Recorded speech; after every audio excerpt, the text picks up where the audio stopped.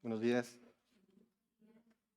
Mm, Mark me ganó parte de la cita que quería compartir con ustedes, porque antes de empezar me gustaría, como ocurrió hace, no recuerdo exactamente cuánto tiempo, cuando tuvimos noticias de que había bombardeos ahí en la zona de la Franja de Gaza y toda esa situación que está ahorita ocurriendo en Israel.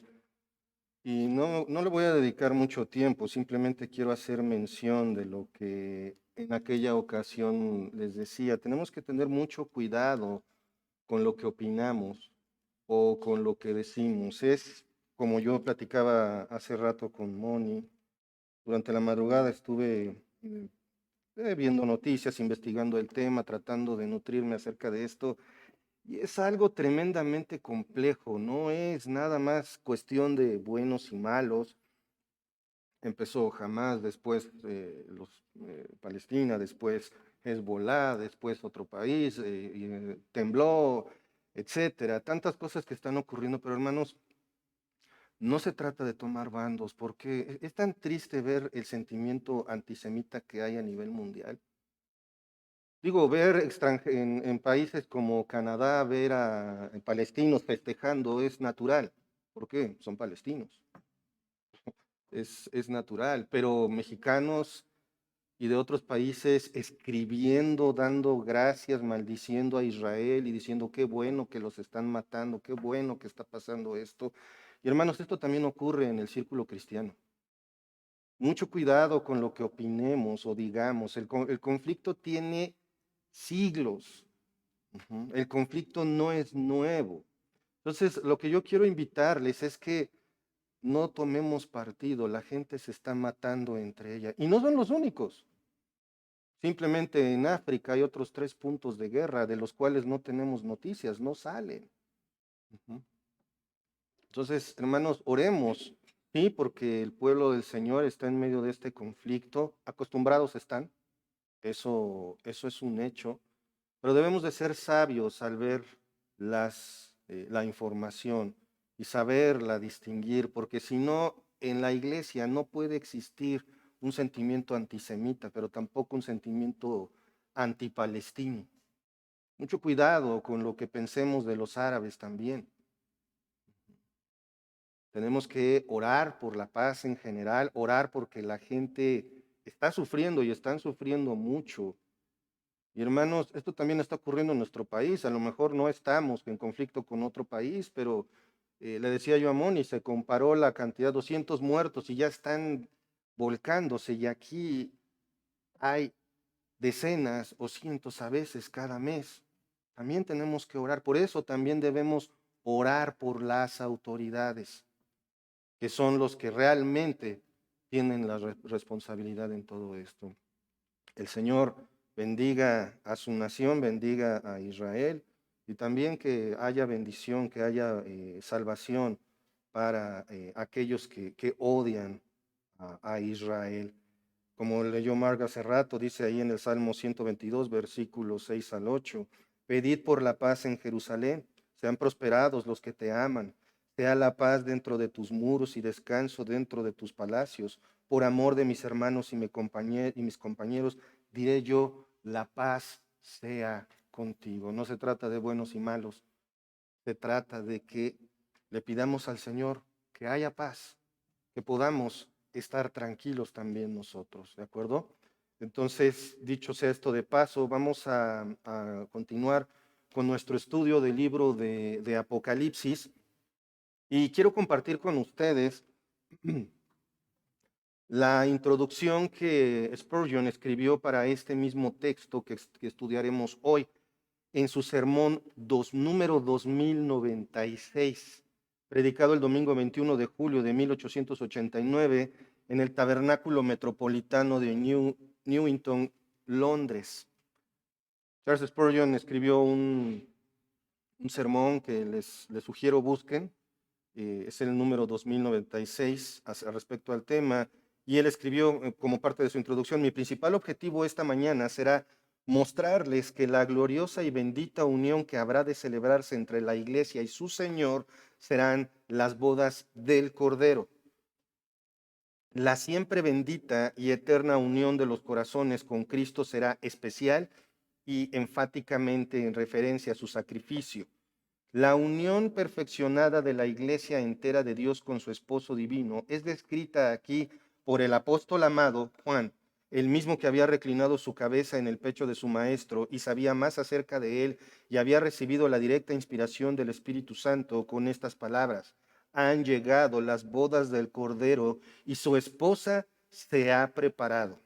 Hermanos, esto nos pone en contexto de lo que vamos a estudiar hoy, que es las bodas del Cordero. Lo acabamos de cantar y ojo, un énfasis bien claro que tenemos que hacer aquí. Las bodas del Cordero no se tratan de la novia.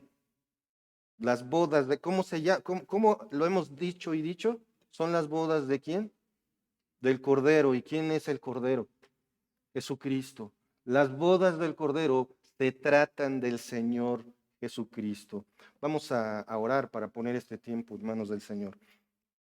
Padre amado, Padre celestial, gracias, Señor, porque es por ti que estamos aquí, Señor, es por ti que podemos escuchar, aprender de tu palabra, Señor. Padre, te ruego por cada uno de nosotros, por nuestras mentes y corazones que estén enfocados en ti, Señor, que no haya una tendencia a distraernos, Señor. Te ruego que quites de nosotros ese afán por distraernos, Señor. Ruego, Padre, por este servidor, poca cosa, Señor, que solamente hablando tu palabra tiene algo que decir que es digno de ser escuchado, Señor. Solo por decir tu palabra es porque tiene importancia lo que yo digo, Señor. Ruego que tu Santo Espíritu me guíe, Señor, y me permita mostrar lo que tú me has enseñado. Gracias, Padre, por esto, en el nombre de nuestro Señor Jesucristo. Amén. Muy bien, el texto que vamos a leer, a estudiar hoy, es la continuación de lo que vimos la semana pasada, que fue ahí en el capítulo 19 de Apocalipsis, versículos del 1 al 4. Recuerden ustedes, empiezan esa alabanza a Dios con aleluyas, que quiere decir alabado sea Dios. Y bueno, vemos que están alabando a Dios porque Dios ha ejecutado su juicio y el humo de Babilonia sube por los siglos de los siglos. Entonces, los seres angelicales están cantando, están alabando al Señor y por último, la iglesia es animada a participar de esta alabanza.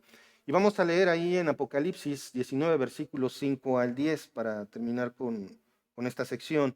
Dice: y salió del trono una voz que decía: alabad a nuestro Dios todos sus siervos y los que le teméis, así pequeños como grandes. Y oí como la voz de una gran multitud, como el estruendo de muchas aguas, y como la voz de grandes truenos que decía: aleluya, porque el Señor nuestro Dios Todopoderoso reina. Gocémonos y alegrémonos y démosle gloria, porque han llegado las bodas del Cordero, y su esposa se ha preparado, y a ella se le ha concedido que se vista de lino fino, limpio y resplandeciente, porque el lino fino es las acciones justas de los santos. Y el ángel me dijo: escribe, bienaventurados los que son llamados a la cena de las bodas del Cordero. Y me dijo: estas son palabras verdaderas de Dios. Yo me postré a sus pies para adorarle, y él me dijo: mira, no lo hagas. Yo soy consiervo tuyo y de tus hermanos que retienen el testimonio de Jesús.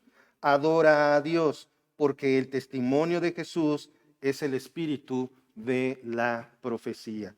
Entonces, hermanos, como podemos ver, aquí la escena se va a centrar en lo que lo que es precisamente el momento en el que se consuma figuradamente la ceremonia matrimonial, lo que conocemos como las bodas del Cordero. Pero vemos ahí en el versículo 5: y salió del trono una voz que decía: alabad a nuestro Dios todos sus siervos y los que le teméis, así pequeños como grandes. Dice: salió del trono una voz, salió del trono. una voz que sale del trono. Recuerden, hay voces que hemos visto que vienen del cielo, voces que están en la tierra, la voz de un ángel que se escuchó por todo el universo. Y en esta ocasión vemos una voz que sale del trono de Dios. La primera idea que nos puede generar este texto es de pensar que es la voz de Dios. ¿Por qué? Porque la voz sale del trono. Sin embargo, si nosotros seguimos viendo el versículo, viene la invitación a alabar a Dios. Dios no invitaría a las personas a que alaben a Dios. Por esto es que podemos asumir que lo más probable es que se trate de un ángel. Como les decía, esto es porque el llamado es alabar a Dios. ¿Y para quién es? Fíjense cómo dice, y salió del trono una voz que decía, alabad a nuestro Dios. ¿Quiénes? Todos sus siervos y los que le teméis, así pequeños como grandes. Fíjense en esta parte, es hermoso, hermanos, porque dice todos sus siervos. ¿Recuerdan lo que hemos visto respecto al detalle de la palabra siervos, del griego duolos, que significa esclavos? La palabra siervos, la traducción más literal sería esclavos. Entonces, esta voz está invitando a que los esclavos del Señor, y luego dice, los que le teméis, ¿de quiénes están hablando aquí entonces? ¿De quién? De la iglesia. Hermanos, si tú tienes tu fe puesta en Cristo, eres esclavo de Dios, comprado por precio de sangre. En cualquier cultura, en cualquier definición que quieras buscar, cuando compras a una persona, es tráfico de humanos y es para esclavitud.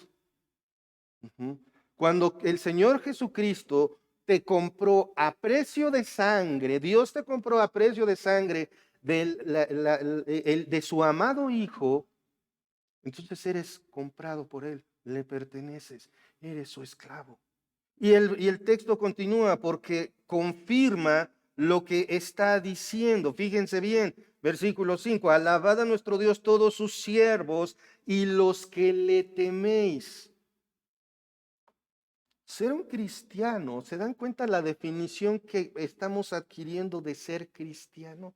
Porque es bien fácil decir cristiano, bueno, soy cristiano a pecar y a gozar que al fin que el mundo se va a acabar y tengo mi boleto de entrada al cielo. Seguramente voy a estar ahí rascándome la panza mientras me ponen un arpa a un lado y quizás un ángel me pase unas bebidas agradables, ¿no? No, no, eso no es ser un cristiano. Un cristiano, observen cómo lo está describiendo aquí, siervos y los que le teméis. Aquí la conjunción que estamos viendo y está agregando. ¿Recuerdan la función de la palabra kai en el griego, que está agregándole a lo que estamos leyendo con anterioridad? Entonces, a ser siervos se le agrega los que le teméis. Hermanos, si tú dices ser cristiano y no temes a Dios, ya hay un error en la definición. Así de simple. No podemos decir públicamente, soy cristiano y hago exactamente lo contrario a lo que dice la Escritura. Eso es anticristiano precisamente. ¿Cuántas veces se ha señalado un pecado a un hermano y sigue en eso y dicen, bueno, es que es un cristiano que está de vacaciones, está en el mundial? Cristiano carnal, cristiano mundano, ¿se dan cuenta de lo contradictorio? Y esta parte, nada más para empezar en este texto, siervos y los que le teméis. Hermanos, un cristiano le teme a Dios. Y no estoy hablando únicamente de pánico, estoy hablando de reverenciarlo en todas mis acciones, en todo lo que hago, cuando te ven y cuando no te ven. Entonces, observen, la voz que viene del trono está diciendo, alaben a Dios todos sus siervos y los que le teméis, así pequeños como grandes. Pequeños y grandes se refiere a rangos y posiciones. Algunos aquí equivocadamente dicen, no, es que se está refiriendo a niños y adultos. No, ya habíamos visto desde antes, ¿recuerdan? Cuando hablamos de la prostituta, la gran ramera que está vestida de oro y escarlata, que hay grandes y pequeños que han participado con ella. Esto quiere decir personas pobres, personas ricas, personas importantes, personas como uno, que soy del vulgo, ¿no? Que soy uno más en la lista de nominal y punto. Ujú. A eso es a lo que se refiere grandes y pequeños. Quiere decir que entre la iglesia, entre el pueblo cristiano que ha habido, que hay y que será, pues hay lo mismo, hay personas de diferentes rangos. Ujú.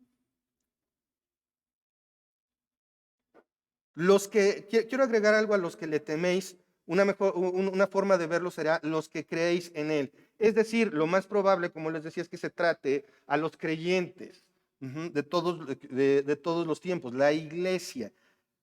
Y para este punto, notemos que ese temor o fe es algo que ya se ejerce. No dice los que le temerán. ¿Qué dice? Los que le temen.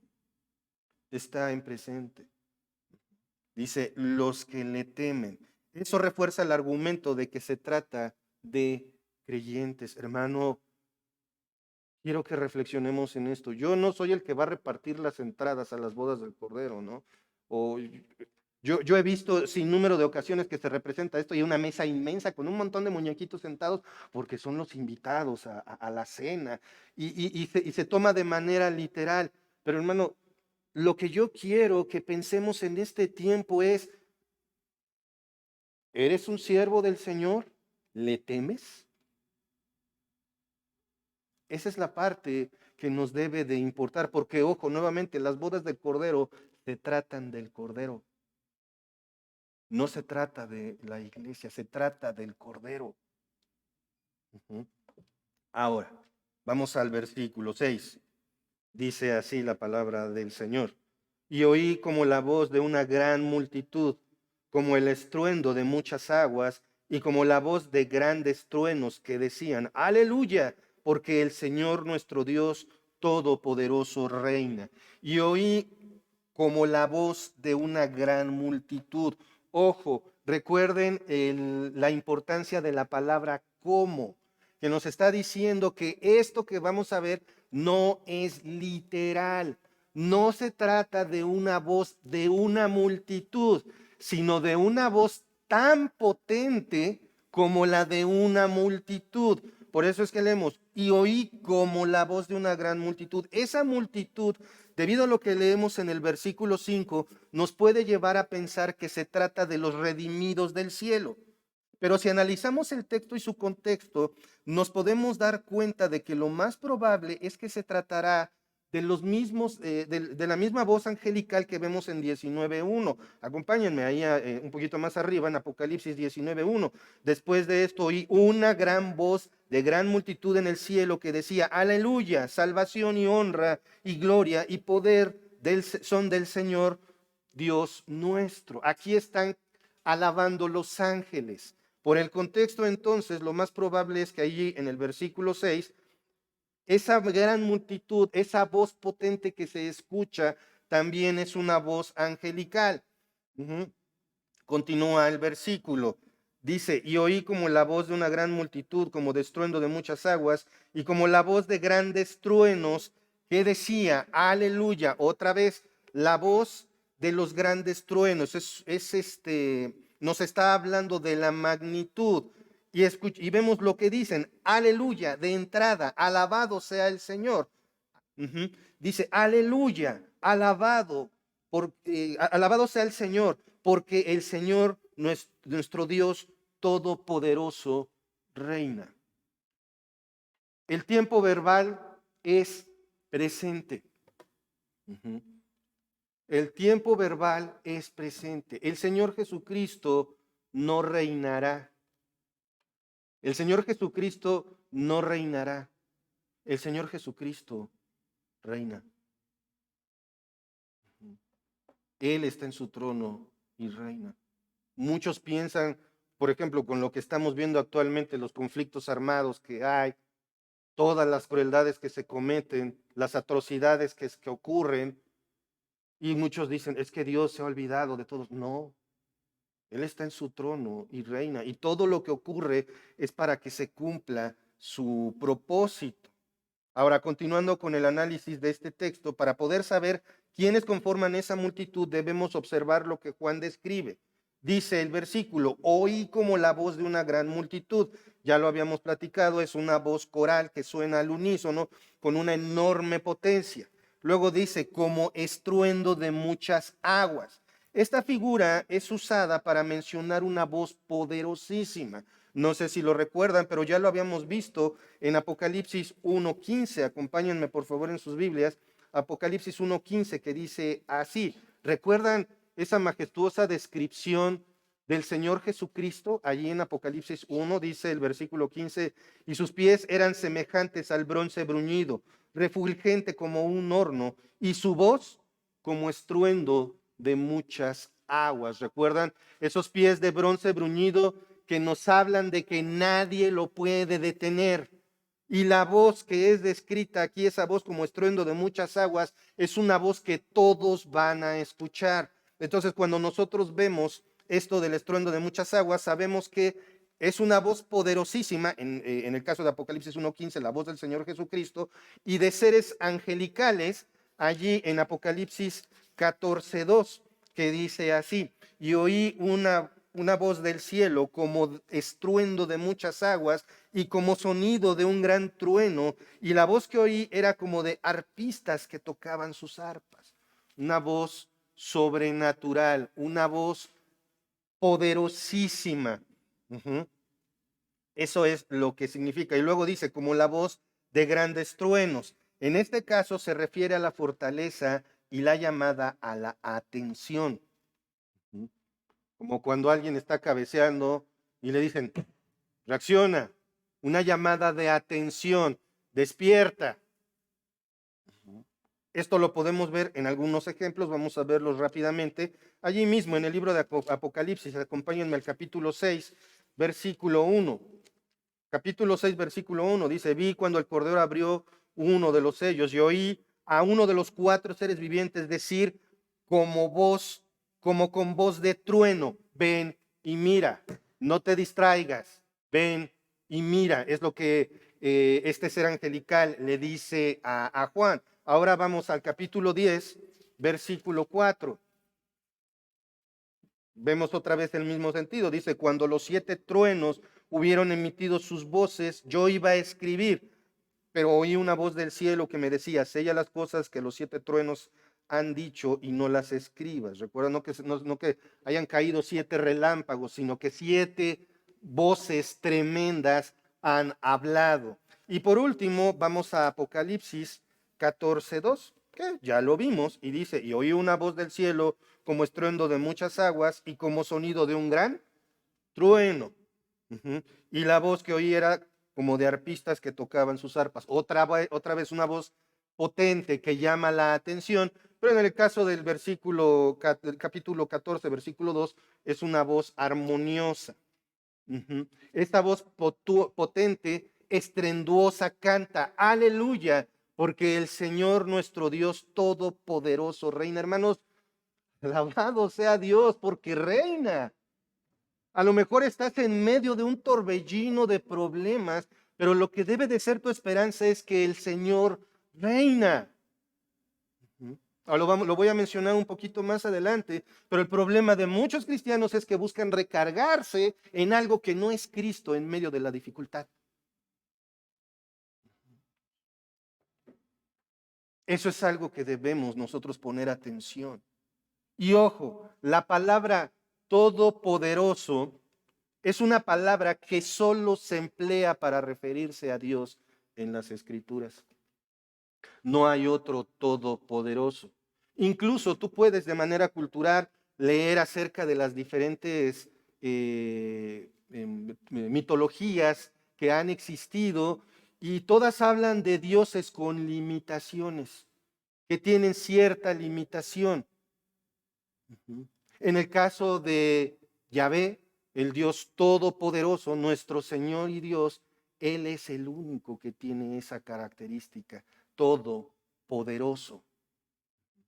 Él tiene todo el poder. ¿Y por qué se le alaba? Porque ya está reinando. No lo dudes, no tengas miedo, no tengas duda. Tal vez no parece mucho, y muchos lo van a decir, sobre todo ahorita con este asunto de Hamás versus Israel. Ujú. Y todo lo que va a pasar, hermano, se va a poner peor. ¿Dónde está tu Dios? Está en el cielo y reina. Porque si no es por esas cosas, el mundo no va a empeorar lo suficiente para preparar el camino para el regreso del Señor. Hermanos, seamos conscientes de esto. Y no se trata, como alguna vez he escuchado, es que eres un pesimista. No, se trata de lo que dice la Escritura.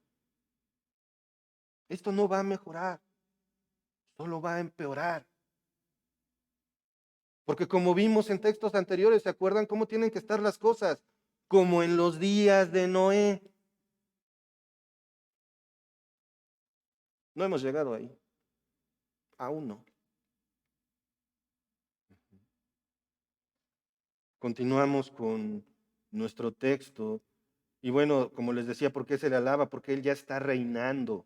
No es en el futuro. El Señor ya está en su trono y reina. Acompáñenme en Apocalipsis, por favor, ahora al capítulo 11, versículo 17. ¿Ya lo tienen? 11, 17. Diciendo, te damos gracias, Señor Dios Todopoderoso, el que eres y eras, el que has de venir, porque has tomado tu gran poder y has reinado. ¿Se dan cuenta aquí? Incluso no está en presente, está en pasado. Has reinado, estás reinando, seguirás reinando. Señor, alabado seas, porque reinas. Y su reino es para siempre. Hermanos, hermanas, pertenecemos a ese reino. Si tú tienes tu fe puesta en el Señor Jesucristo, eres parte de ese reino. Obsérvese, como dice Evis Carballosa, que Dios es designado como el Señor Dios Todopoderoso, o tal vez mejor, nuestro Señor Dios Todopoderoso. El sustantivo Señor del griego Kyrios equivale a Yahvé o Jehová, es decir, el autosuficiente. Es el Dios autosuficiente quien es fiel a todas sus promesas. Todopoderoso, del griego pantocrátor, destaca la soberanía de Dios en el universo. Hermanos, Dios, yo no sé si han escuchado alguna vez de la aceidad de Dios, pero es precisamente de que Él es el único autosuficiente.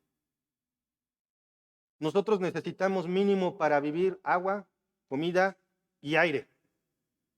¿Sí o no? Mínimo. Uh-huh. Quítale uno de esos a un humano y no puede existir. Dios no necesita nada. Él es autosuficiente, completamente autosuficiente. ¿De acuerdo? Entonces vamos a continuar. Tomemos en cuenta que el reinado del Señor no tiene fin como lo veremos posteriormente. Y antes de pasar al versículo 7, el milenio es únicamente el preámbulo de lo que será el reino del Señor. Hermanos, esos 1000 años que vamos a ver muy, muy pronto es nada más la introducción al resto de la eternidad. Un reino milenial. Un reino de 1000 años para el Señor Jesucristo, para nuestro Dios, es como nada.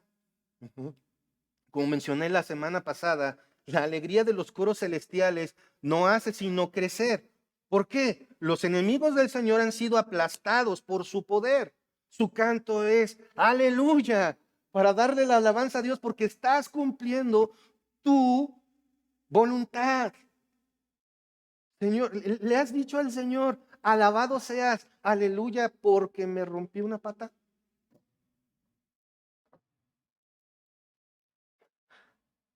Alabado sea, Señor, porque me tienes digno de...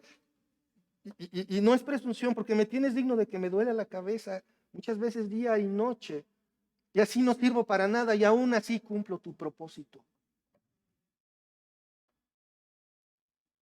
Hermanos, alabado sea el Señor por todo lo que nos ocurre, porque es para cumplir el propósito de Dios en tu vida. Ser hijo de Dios no es estar chiflando y aplaudiendo y echando cohetes de alegría. El Señor dijo, los van a perseguir, van a sufrir. ¿Qué parte no se entiende muchas veces de eso? Y es bien triste porque hay lugares donde dicen adorar a Cristo y enseñan todo lo contrario. Aleluya, alabado sea el Señor, porque está cumpliendo su propósito. Y es para darle, fíjense lo que dice, alabanza, honor y gloria. ¿Por qué? ¿Por qué están tan contentos los ángeles? Porque ha llegado el momento. Las bodas del Cordero han llegado. Versículo 7.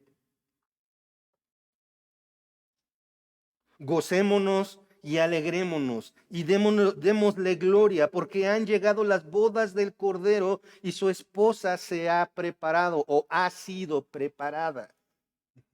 El versículo inicia con dos invitaciones, observen.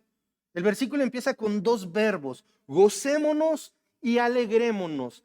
Técnicamente significan lo mismo, expresar alegría. Pero saben una cosa, es bien interesante ver las palabras en griego, porque gocémonos es como, a pesar de que lo que dice en español, es alegría discreta.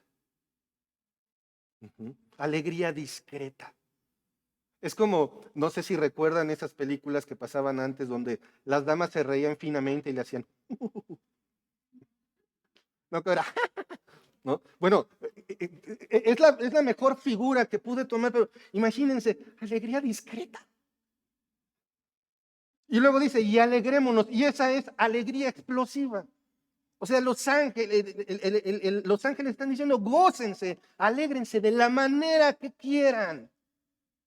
Gócense, exprésenlo como quieran. Ojo, estoy hablando del futuro, ¿eh?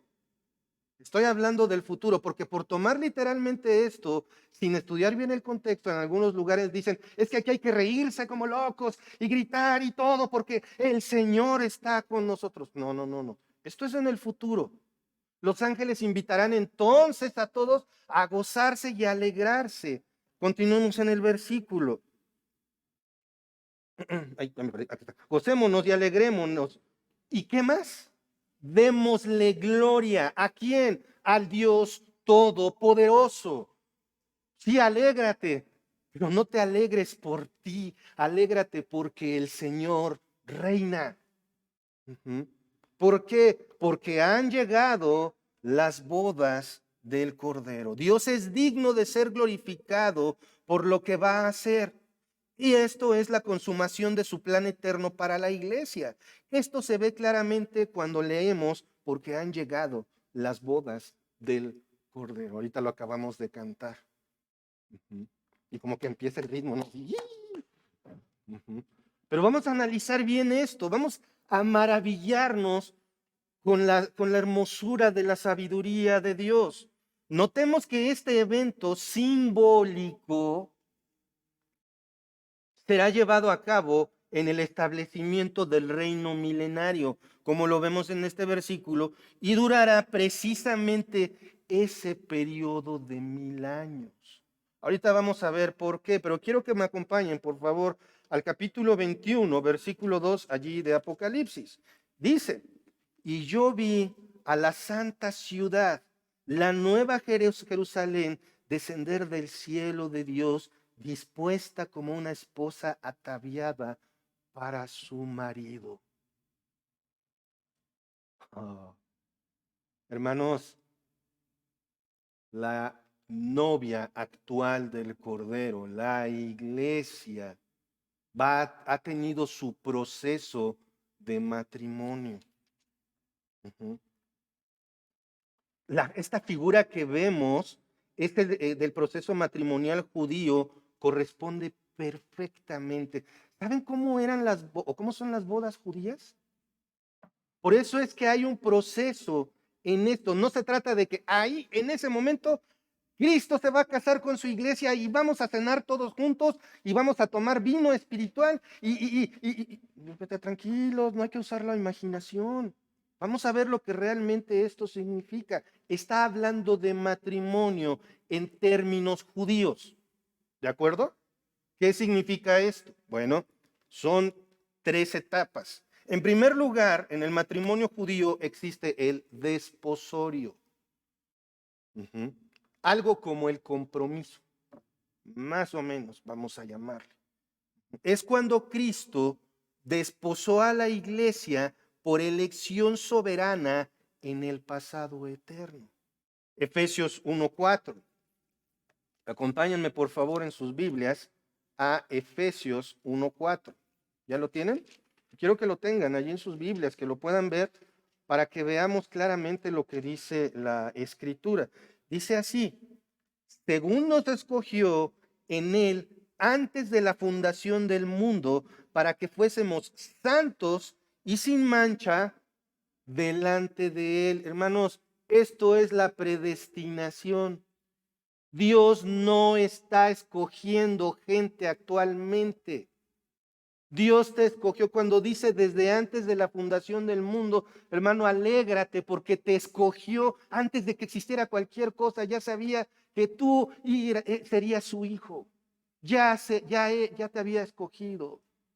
Tal vez ni siquiera tu generación existía, pero ya había sido escogido. Hagamos. Ujú.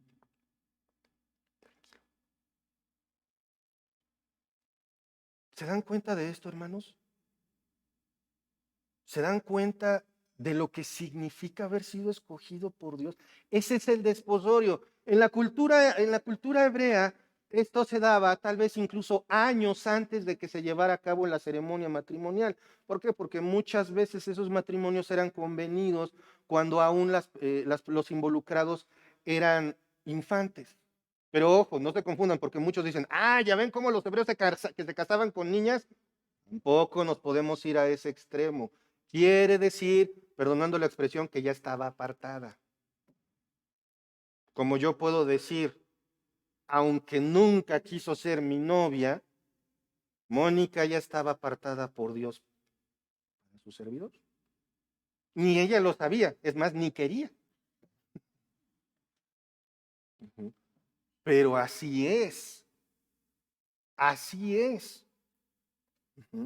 La segunda etapa del matrimonio judío es la presentación, que son las fiestas que se daban por varios días antes de contraer nupcias, antes de la ceremonia. En este caso, dicha presentación se va a dar cuando creen que el Señor va a presentarse a sí mismo a su esposa. Vamos a Juan 14, por favor. Versículos 1 al 3. Juan 14, 1 al 3. ¿Ya lo tienen? Hablando de la preocupación. No se turbe vuestro corazón. Creéis en Dios, creed también en mí. En la casa de mi Padre muchas moradas hay. Si así no fuera, yo os lo hubiera dicho. Voy pues a preparar un lugar para vosotros. Y si me fuere y os preparare un lugar, vendré otra vez y os tomaré a mí mismo el arrebatamiento, para que donde yo estoy, vosotros también estéis. Ese momento en el que no se lleva a cabo la ceremonia matrimonial, pero los futuros esposos son presentados cara a cara. Y número 3, la etapa 3 del matrimonio, que es la ceremonia matrimonial. ¿Tomas a fulanita de tal por esposa? Sí, acepto. Esto es lo que estamos estudiando, es la ceremonia, el intercambio de votos. Se trata precisamente de lo que ocurrirá, conocido como las bodas del Cordero, que es lo que estamos estudiando actualmente. Debemos notar que se trata de las bodas del Cordero. Otra vez, el personaje principal, ¿quién es? ¿Quién es? Cristo. El personaje principal es Cristo. Las bodas del Cordero incluyen a su iglesia, pero se trata de Cristo. ¿Mm? El Mesías en el Antiguo Testamento, el Cordero de Dios que quita el pecado del mundo, como lo identificó Juan el Bautista en el Nuevo Testamento. Ahora vamos con el término esposa. Porque, por ejemplo, de repente dicen, no, es que ahorita la iglesia es la esposa de Cristo, ¿sí? No. Actualmente, no. Ya estamos en qué etapa estamos de lo que vimos de el matrimonio judío? Estamos entre el desposorio y la presentación. ¿Cómo se le llama a perdón, como lo voy a decir, cómo se le llama a una novia antes de que se case? Prometida. O novia, ¿no? Estamos en esa etapa, hermanos. Yo sé que se dice tradicionalmente, la iglesia es la esposa de Cristo. Pero ¿qué es lo que nos están demostrando las escrituras? Todavía no. Va a ser la esposa de Cristo. ¿De acuerdo? Si bien a lo largo del Nuevo Testamento lo de esposa se usa para referirse a la iglesia, en este caso específico se refiere exclusivamente a los creyentes que surgen después de Pentecostés. Sí, la misma Biblia se refiere a la iglesia como esposa, pero está hablando en los términos de lo que va a ocurrir después. ¿De acuerdo? Ahora, vamos a 2 de Corintios 11:2.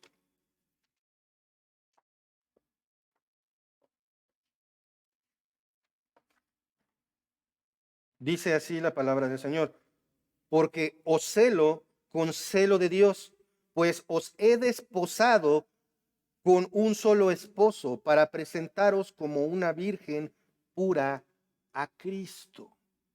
Hermanos, recuerden, estamos hablando en el contexto del matrimonio judío. Para nosotros nos vamos a casar, mismo día, presentación, ceremonia, fiesta, consumación, vámonos. ¿Sí o no?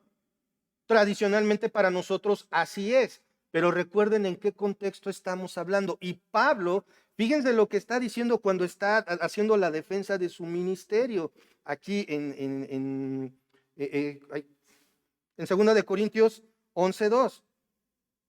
Fíjense lo que está diciendo Pablo, porque lo celo con celo de Dios.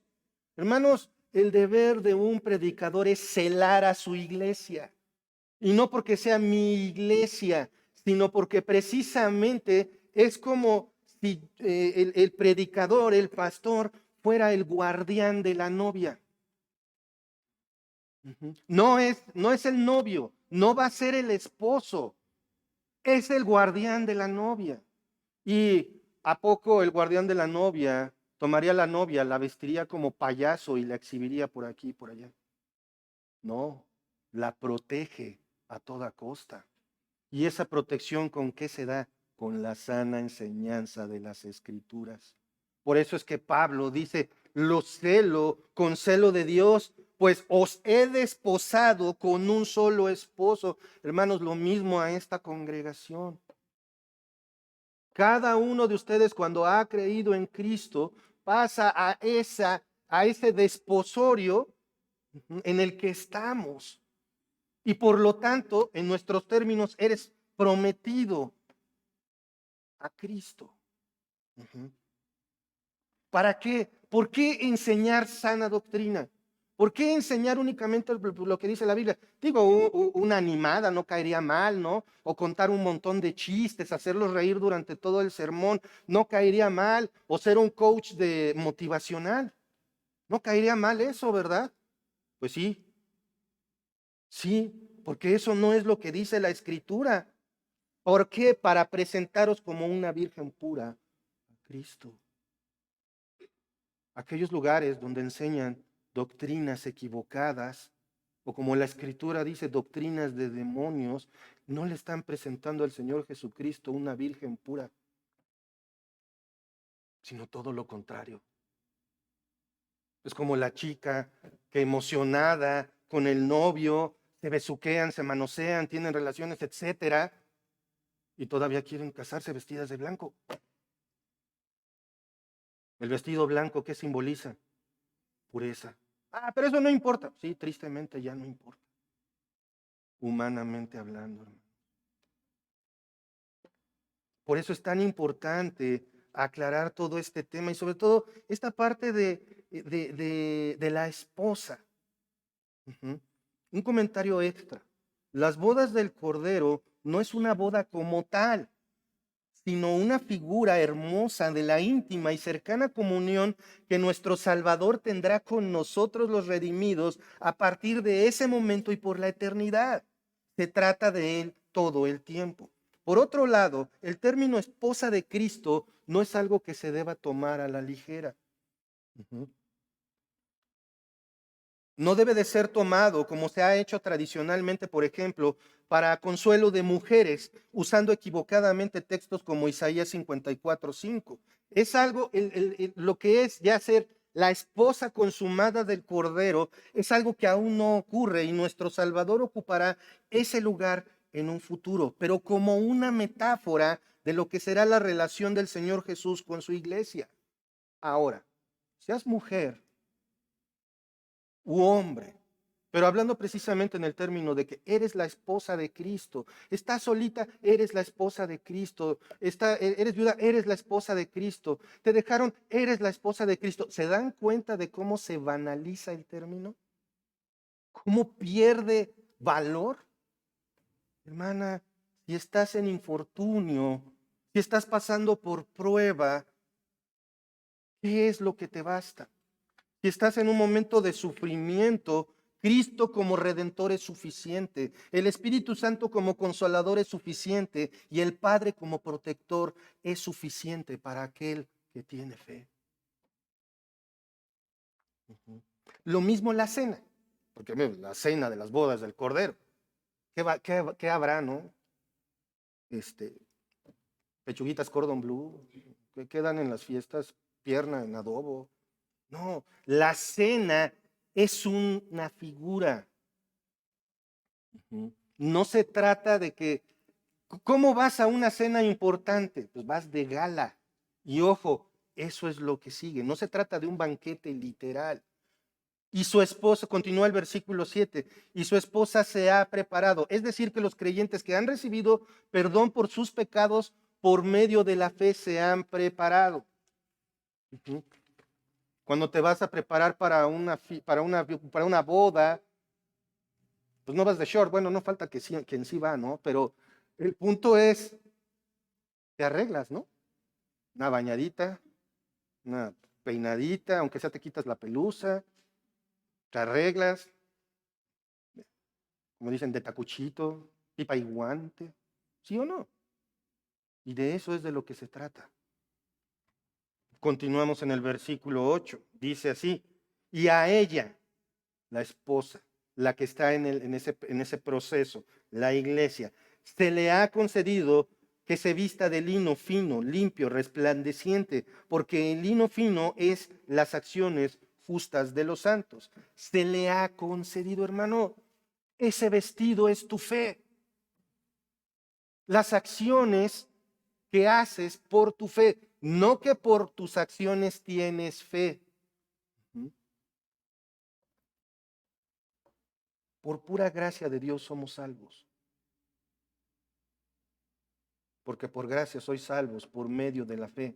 Y esto no de vosotros, pues es don, regalo de Dios, no por obras, para que nadie se gloríe. ¿Y qué sigue en el versículo 10 de Efesios 2, 8, 9, 10? Básicamente dice, parafraseando, que por eso hacemos buenas obras. Y esas buenas obras, ¿quién las preparó? Dios. Dime en qué participamos nosotros. Dios pone la salvación, Dios pone la fe, Dios pone las buenas obras y Dios pone en ti el querer como el hacer por su buena voluntad. Pues nada más pinto por mi nombre y hasta ahí. Uh-huh. ¿Qué se le ha concedido? ¿Qué se le concederá? que se vista de lino fino, limpio y resplandeciente. Hace un momento la mencioné, recuerdan a la ramera vestida de color escarlata y rojo, llamativa, mostrando poder. Las vestiduras de los creyentes son todo lo contrario.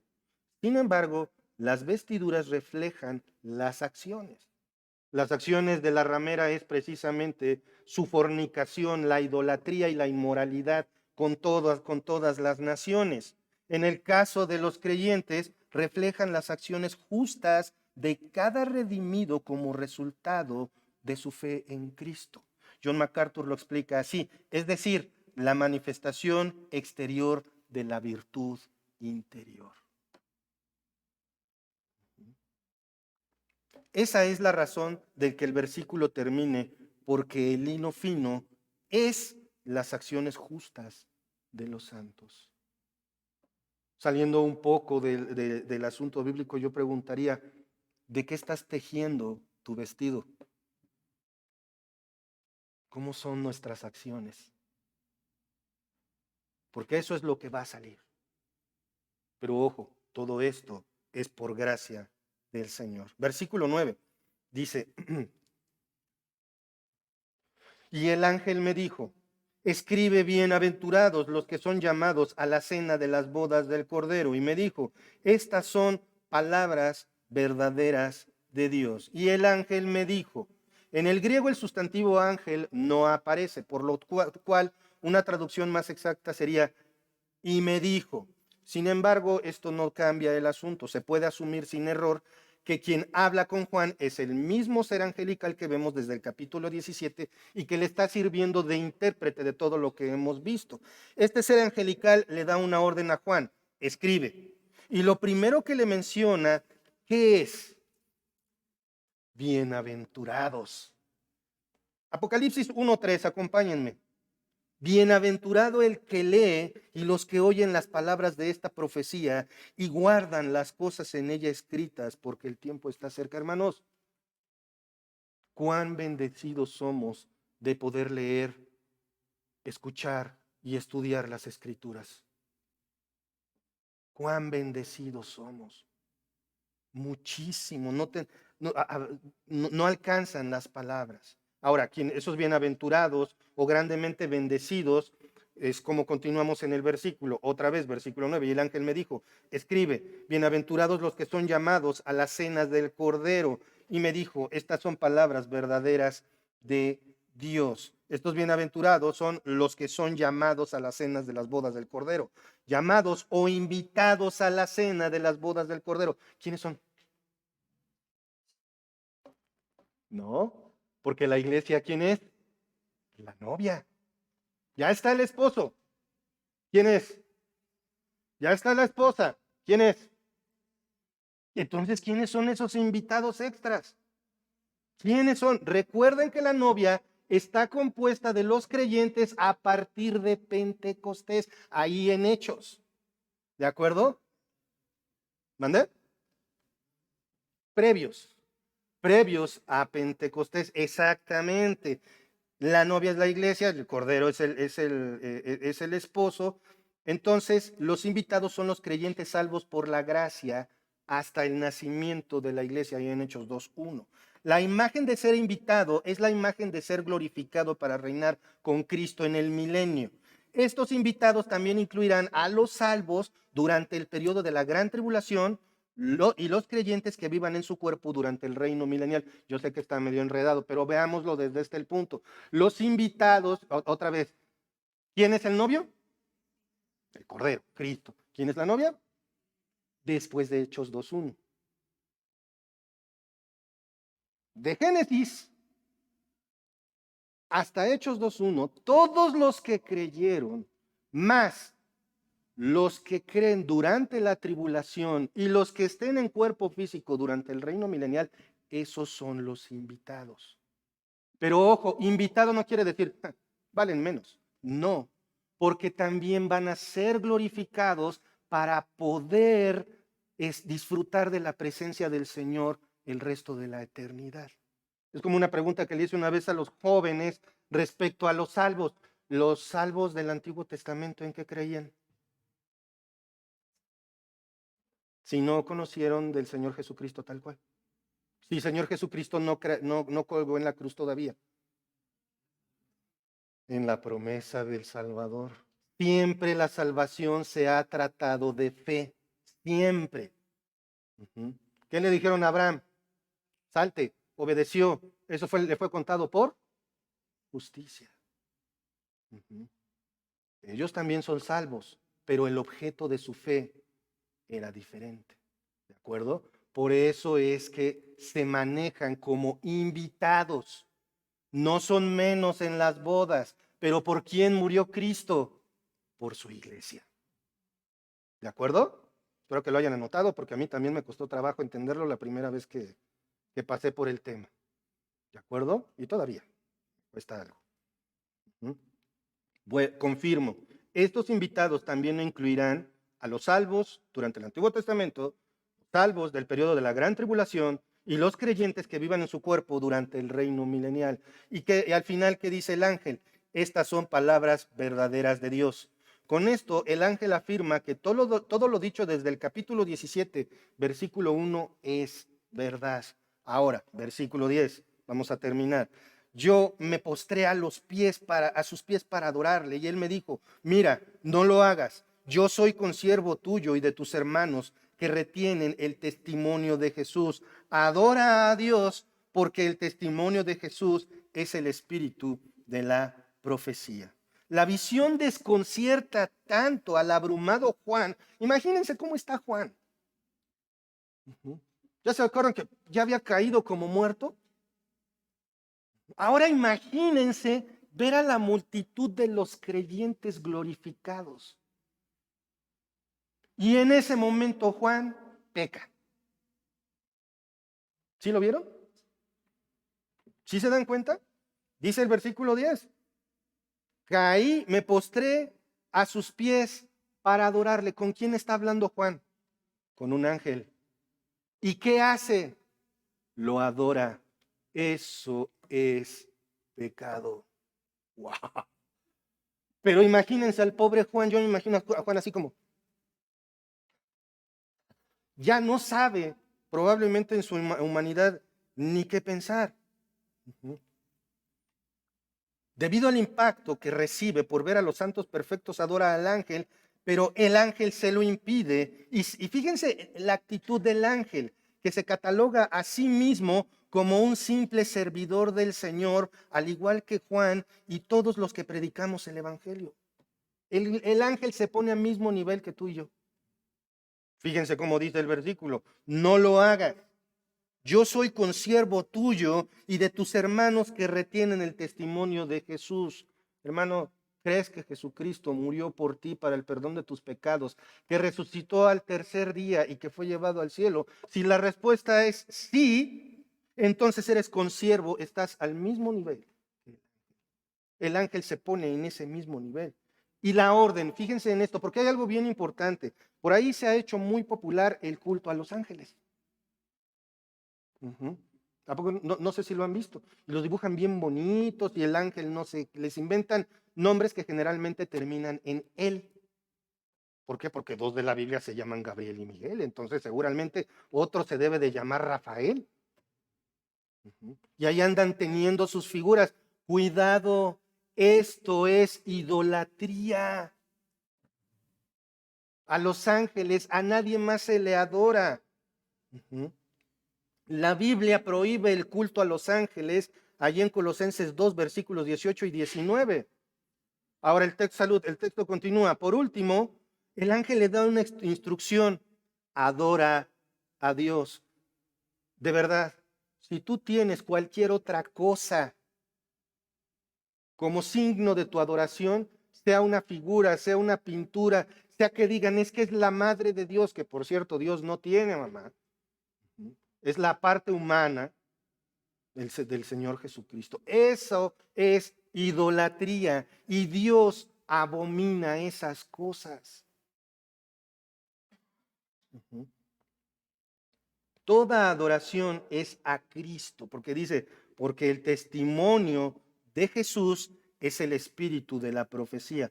Toda la adoración es a Cristo, porque el tema central de la profecía del Antiguo Testamento y la predicación en el Nuevo Testamento es el Evangelio del Señor Jesucristo. Acompáñenme, por favor, a primera a los Corintios 15, versículos 3 y 4. ¿Lo recuerdan ustedes? Que Cristo murió por nuestros pecados conforme a las Escrituras, y que fue sepultado y que resucitó al tercer día conforme a las Escrituras. Eso es ese testimonio del que está hablando aquí el ángel. Es necesario, y sobre todo esto, escucha esto, si tú no tienes tu fe puesta en el Señor Jesucristo. Escucha, es necesario que creas esto. ¿Por qué? Dice en Romanos 3:23, por cuanto todos pecaron y están destituidos de la gloria de Dios. Y el pecado tiene un precio. Y es un precio que ya fue pagado. No tienes que pagarlo, solamente por la fe en Cristo te adjudicas ese pago, porque la paga del pecado, Romanos 6:23, porque la paga del pecado es muerte. Si tú estás sin Cristo, estás condenado, mas la dádiva de Dios es vida eterna en Cristo Jesús, Señor nuestro. Hermanos, las bodas del Cordero llegarán. No somos invitados. La iglesia es la esposa del Cordero. El Cordero que te compró a precio de sangre. Gracias a Dios porque nos permite el privilegio de saber esto, de conocerlo. Y como le dijo el ángel Juan, estas palabras son verdaderas. Que esto nos sirva de ánimo, de bendición, de impulso para renunciar a todas esas cosas pecaminosas que nos persiguen. Y por otro lado, si no tienes fe puesta en el Señor Jesucristo, arrepiéntete. No corras de Cristo, corre a Cristo. Corre en dirección de Él. Señor, gracias por tu palabra. Gracias, Padre, porque somos muy bendecidos al escucharla. Gracias, Padre, porque tú nos has permitido saber esta maravilla, esta magnífica imagen de las bodas del Cordero, las cenas de las bodas del Cordero. Señor, no hay manera de pensar o imaginar lo que va a hacer disfrutar de tu presencia el resto de la eternidad, en tu gloria. Señor, solo podemos imaginarnos esas cosas. Solo podemos echar a volar nuestra mente y vernos arrodillados delante de ti, o tal vez de otra manera, Señor. No sabemos. Señor, gracias por tu palabra. Gracias por nuestra salvación. Gracias, Padre. A ti sea la honra, la gloria por todos los siglos. Amén. Dios los bendiga, hermano.